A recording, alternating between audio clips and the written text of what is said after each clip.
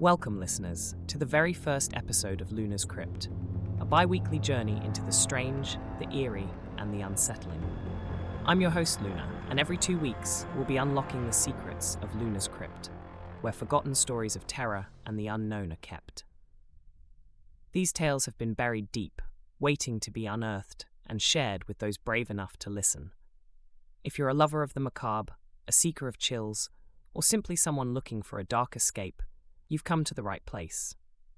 Each episode will feature a collection of short stories designed to haunt your thoughts and stir your imagination, keeping you on edge for the next 15 to 30 minutes.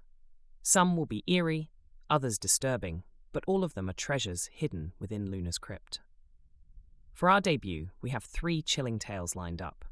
First, we'll explore the man who forgot the stars. In this unsettling story, a man wakes to find that not only have the stars disappeared, but so have his memories of ever seeing them.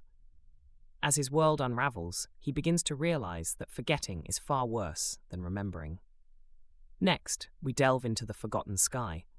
A small town is plunged into darkness as the stars vanish one by one, but a man's obsession with discovering the truth leads him to confront something far more horrifying than a starless sky.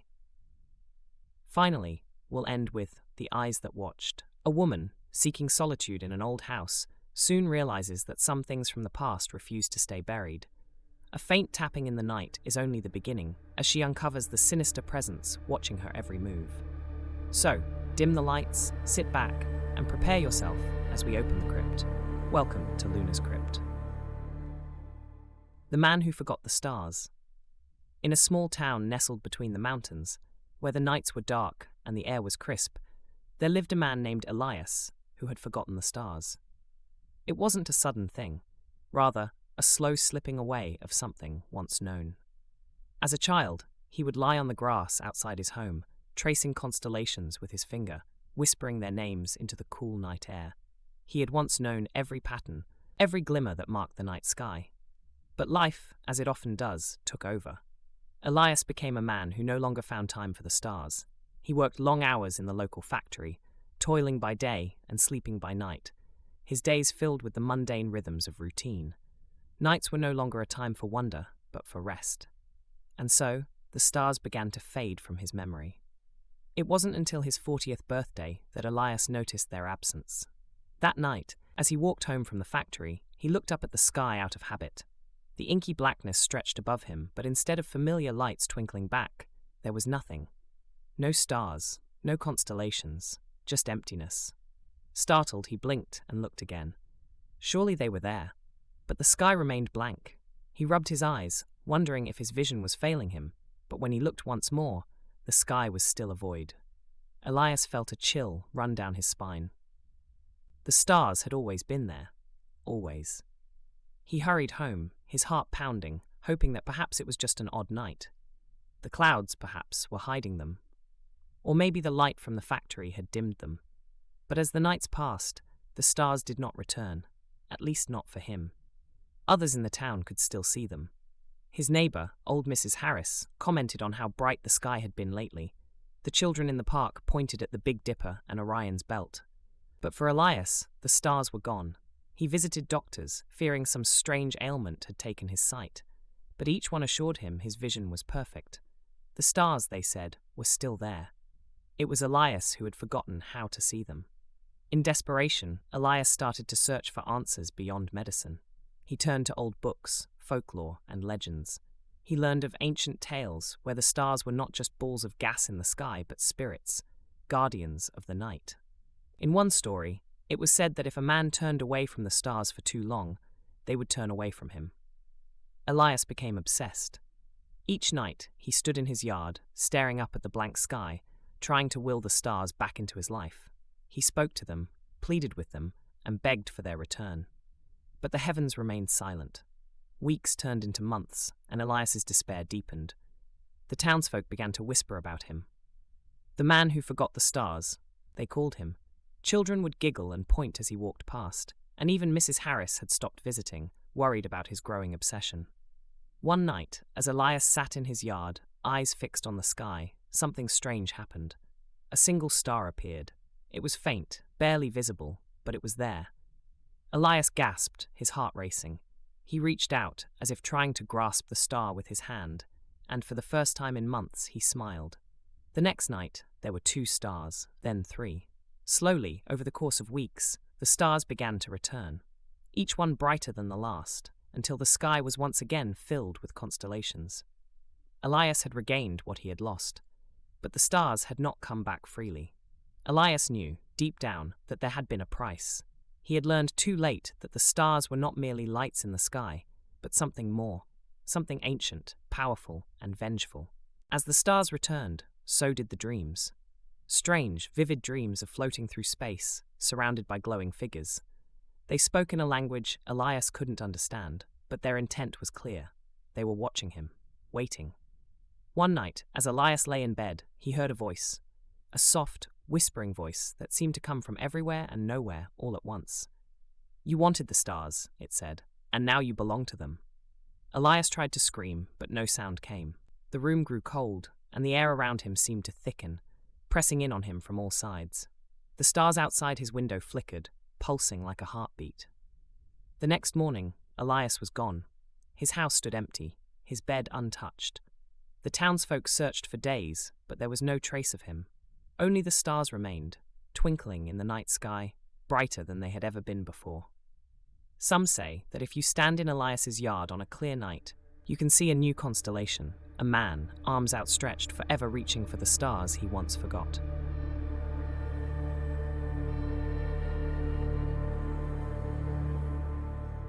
The Forgotten Sky. The first night it happened, Owen noticed nothing. He was exhausted from work, his mind heavy, and the walk home felt like a blur. The sky above his small rural town was familiar, dark and dotted with stars. He didn't linger long, his thoughts already on the comfort of his bed. But by the second night, something was different. As he stepped out into the cool air, the road stretching before him, he paused. The stars. There weren't as many as before. Where there should have been a sky full of sparkling constellations, there were only a few dim lights hanging like old, fading lanterns. He brushed it off. Maybe the clouds were rolling in, or the pollution from the nearby factory was worse tonight. But something tugged at the back of his mind, a feeling he couldn't quite shake. On the third night, the stars were gone. Not a single one remained in the sky. It was as though the universe itself had been wiped clean, leaving behind a blank, hollow void. Owen stood in the middle of the road, staring up at the sky, his skin crawling. The darkness pressed in on him, thick and suffocating. It felt unnatural, as if something vital had been ripped away. He blinked rapidly, willing his eyes to adjust, but there was nothing to see. Panic bubbled inside him. He hurried home, heart pounding, locking the door behind him with trembling hands. Sleep didn't come easily that night.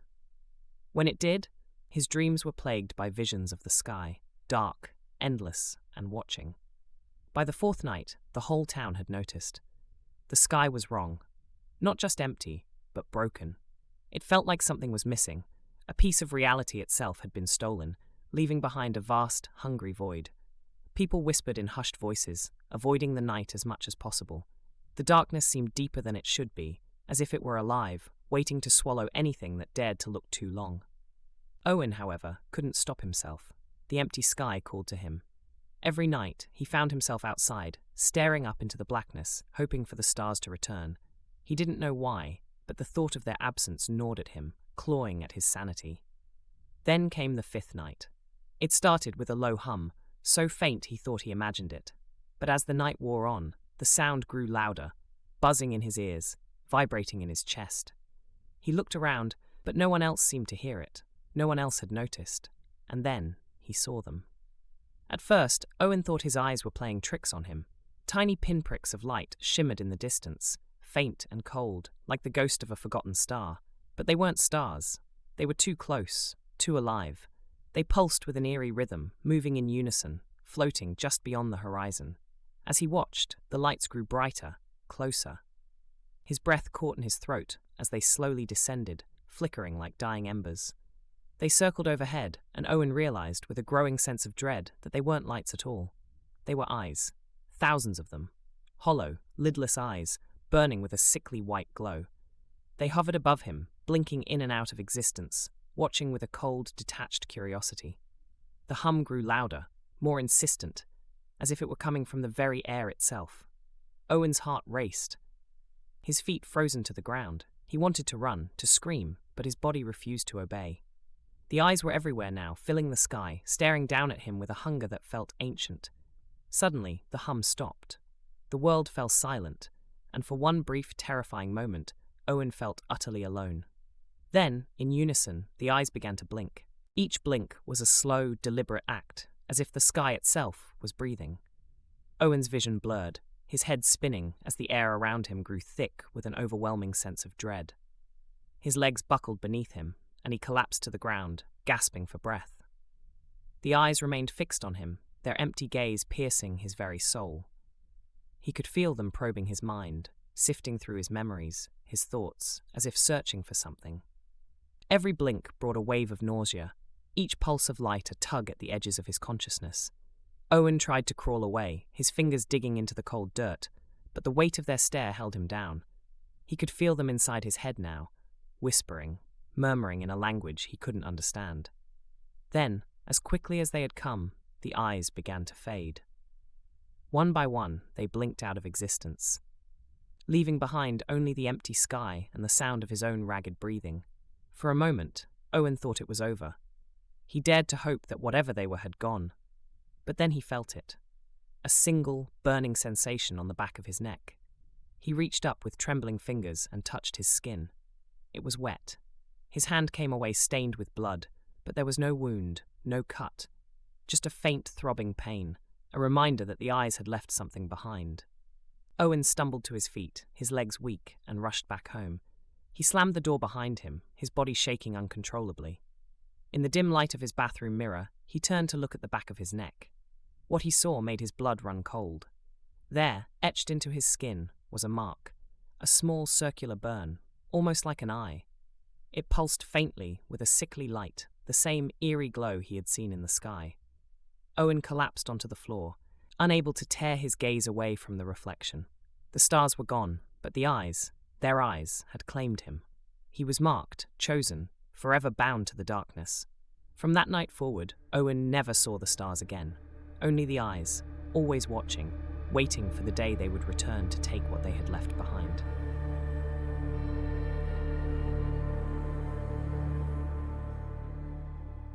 The eyes that watched.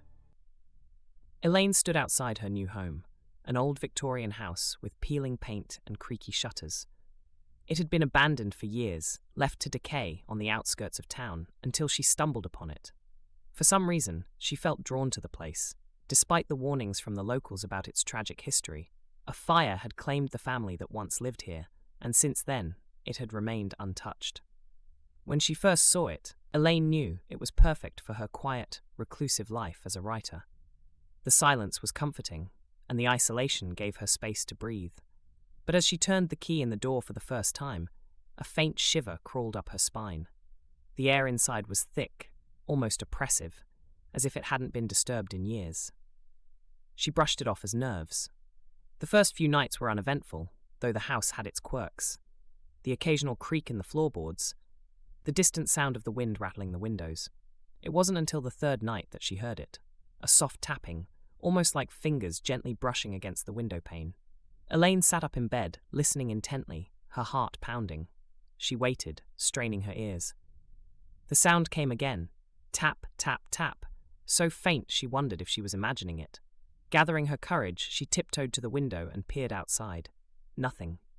The wind stirred the trees, casting long, twisted shadows across the yard, but no one was there.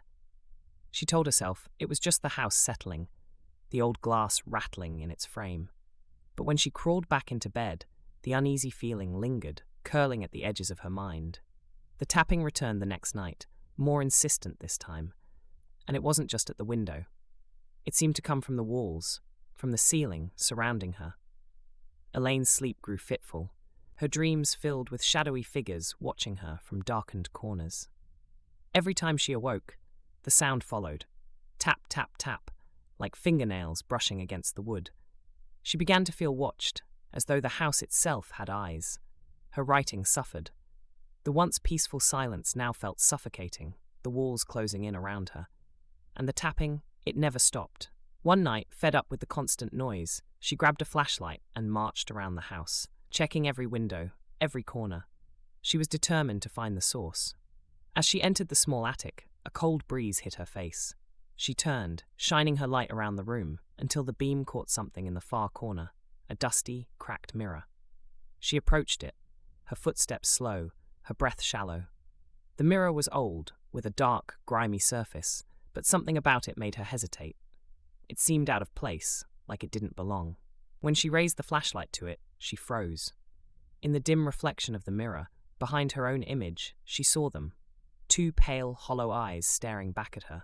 They were faint at first, like a trick of the light, but as she blinked, they became clearer, more defined, until they were unmistakably there. Elaine whipped around, her heart racing, but there was no one behind her. Just the empty attic, filled with dust and silence. She turned back to the mirror, her breath catching in her throat. The eyes were still there. Panicked, she covered the mirror with a sheet and bolted from the attic.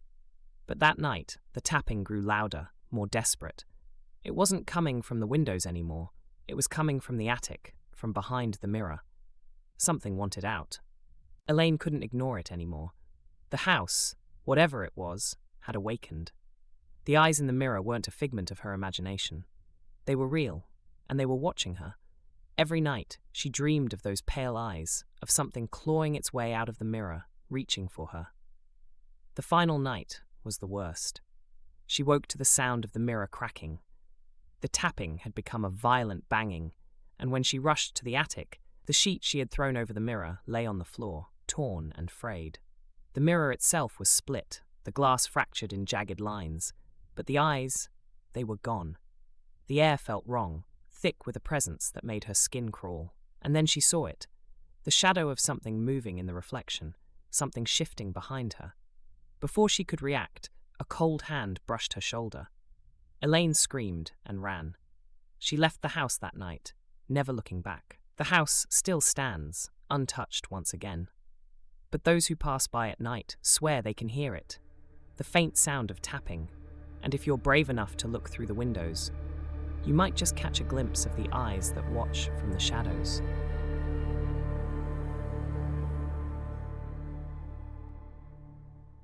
And so, dear listeners, we've come to the end of tonight's visit to Luna's Crypt. But don't worry, there are always more stories waiting, tucked away in the shadows, just out of sight. You never know when one might creep up on you. If tonight's tales stirred your imagination, or perhaps kept you glancing over your shoulder, then you'll want to keep coming back. Every 2 weeks, we'll unlock the crypt once again, and who knows what new horrors might slip out. In the meantime, if you're hungry for more of the strange and mysterious, my collection of books is available on Amazon. Just search Luna Parnell, and you'll find plenty of dark delights to keep you company until our next meeting. Until then, sleep tight, if you can. And remember, sometimes the things we try to forget are the very things watching us the closest.